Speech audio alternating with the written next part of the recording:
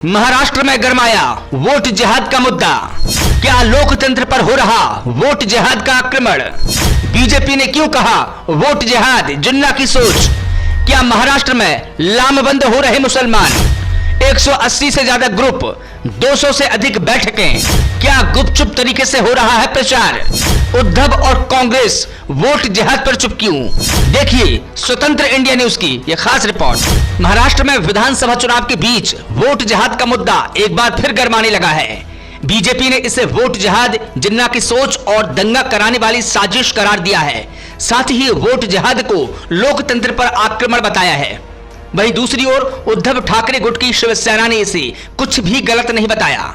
दरअसल लोकसभा चुनाव के बाद अब महाराष्ट्र में हो रहे विधानसभा चुनाव के बीच वोट जिहाद का मुद्दा सामने आया है।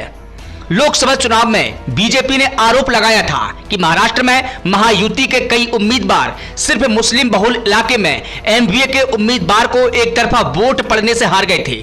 हालांकि बीजेपी के इस आरोप को विपक्ष ने सिरे से खारिज कर दिया था, लेकिन अब इसकी सच्चाई सामने आ चुकी है कि आखिर लोकसभा चुनाव में मुस्लिम इलाकों में 60% से ज्यादा मतदान कैसे हुआ और एक तरफा सिर्फ एमवीए के उम्मीदवारों को वोट कैसे मिला।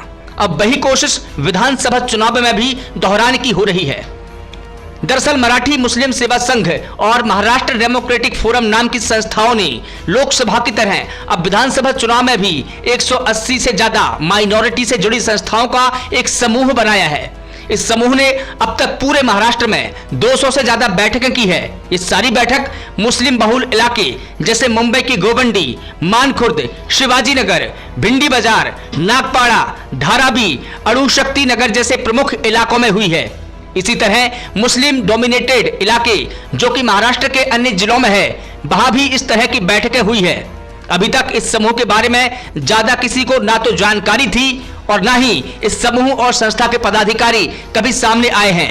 ऐसे में कयास लगाए जा रहे हैं कि लोकसभा चुनाव की तरह ही विधानसभा चुनाव में भी एक तरफा वोट डालने की मुहिम चलाई जा रही है। ब्यूरो रिपोर्ट, स्वतंत्र इंडिया न्यूज।